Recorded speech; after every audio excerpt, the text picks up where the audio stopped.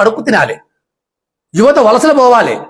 ఇప్పటికే యువత అంతా రాష్ట్రంలో బెంగళూరు, హైదరాబాద్ వలసలు పోతా ఉన్నారు, కర్ణాటకకు, తమిళనాడుకు, తెలంగాణకు.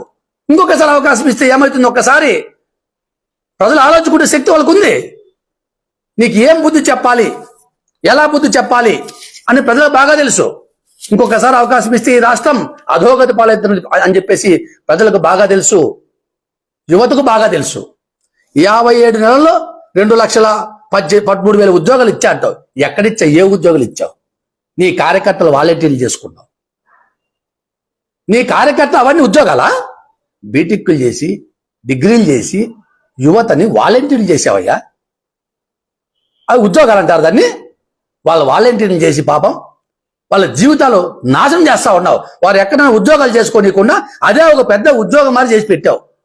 వారు ఏం చేస్తారు చెప్పండి? నువ్వు చేసిన పనికి ఈ 57 నెలల్లో ఒక ఇండస్ట్రీ తీసుకొచ్చావా? రాయలసీమ ఏం చేసావు చెప్పు. నువ్వు రాయలసీమలో కొద్ది సిద్ధం సభ పెట్టావే, ఏం చేసావు రాయలసీమకు? నువ్వు ఒక ఇండస్ట్రీ చెప్పు, పేరుకు ఒక్కటి చెప్పు. నువ్వు యువత కోసం, ఉపాధి కోసం, యువతలకు ఉద్యోగ అవకాశాల కోసం ఒక్క ఫ్యాక్టరీ ఏమని తెచ్చావా? ఏమీ లేకోకుండా రాయలసీమని ఏదో ఉద్ధరిస్తా అని చెప్పేసి ఇక్కడికి వచ్చి నువ్వు సిద్ధం సభను పెడతా ఉండవు. ఏం సిద్ధం? నువ్వు రాష్ట్రాన్ని సర్వనాశనం చేసేందుకు సిద్ధపడ్డావు. నువ్వు 5 సంవత్సరాలు అవకాశం ఇస్తే నువ్వు చేస్తున్న పని లేని రాష్ట్ర